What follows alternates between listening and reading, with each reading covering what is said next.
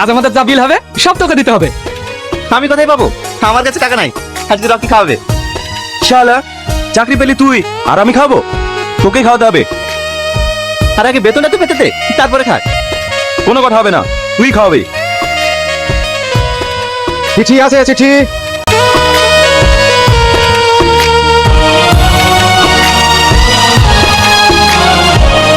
এখানে একটা সই করে দেন।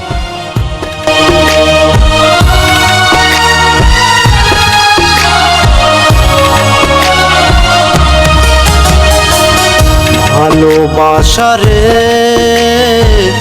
তুই যে কিসের চিঠি? রূপা টাকা পাঠিয়েছে।